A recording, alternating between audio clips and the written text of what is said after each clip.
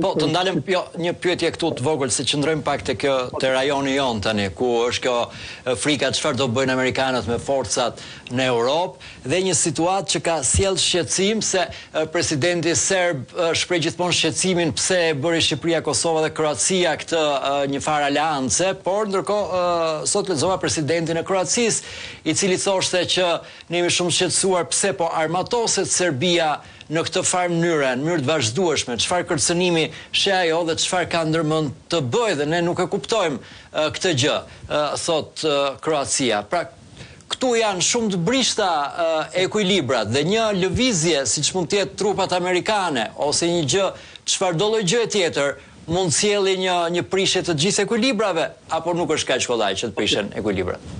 Të them diçka.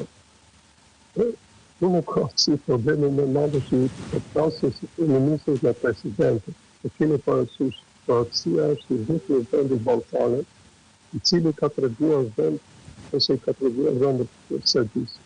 Nuk po përfshi Bullgarinë, se Bullgaria është shteti që luftën e parë botërore e ka sigurisur, po përdor një fjalë me konotacion me përkërit Serbinë, dhe ju e dini që nga pozicioni që bën bullgarë dhe forcat austriake, au ka të ndisën në shkëmbit e lëmur, edhe erdhe në kufirin të ndër, dhe pastaj në përmjet e sa të pashtetare të të coben, edhe forcave të atë franceze dhe angleze të coben në Selamit.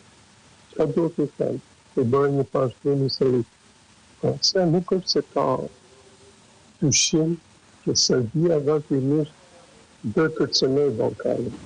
Por Kroacia është më shumë e përqendruar posibilitetin në ekuilibrit të standardit ekonomik të vendit dhe të ardhmës së vendit.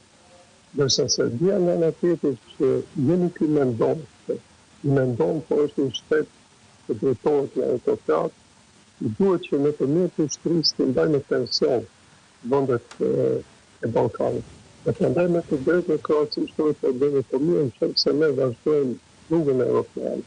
Në qoftë se ne tregojmë pjesën e shqetësisë mirë, pse atëherë 100 milion, me të cilin ne e dini, kroatët ka shpallur parasim në vetë mirësi, por tash i marrëdhëniet e tyre sa duhet kanë plotësim brenda, nuk është se nuk kanë element të përbashkët. Esenci është pse nuk kanë një lloj pariteti, se duhet të armatosen ka shumë që ne nuk i kërcënojmë ata. Ndërkohë që obligimi jonë është obligim brenda kodrit NATO-s, ku për hir të vërtetës Serbia është vend vazhdues, nuk duhet ta harrojmë asnjëherë, se vendi gjitha jeni që në të drejtën e kombëtare. Serbia e prezanton veten si shtet neutral.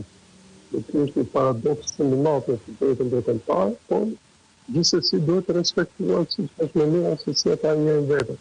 Në këtë shqetësim i kroat, që pse në qoftë se ne japim gjithmonë shembull të qëndësisë mirë, bashkëpunimit mirë, të qëndësisë mirë, se këta vazhdojnë të shikojnë armiq imagjinar. Besoj që kjo kalohet e para, sepse në Kroaci të paktën në këtë moment historik, në të them historik të fshin 3 dekade, 4 dekade, ata i kanë darë rrugën përfundimisht në Serbi. Asnjëherë kroatët, madje edhe luftë e dytë botërore, planuan më mirë të shkohen në fashistë se sa të shkoheshin ishin bashkë me serbët. Ka se serbët do të njohin pjesën morale të luftës. Kanë vetur pafund serbët 1 milion dhe bën një luftë e cila i përcolli në kampin e mirë. Kjo është situata pak a shumë. Dhe duke ardhur tash te Jehova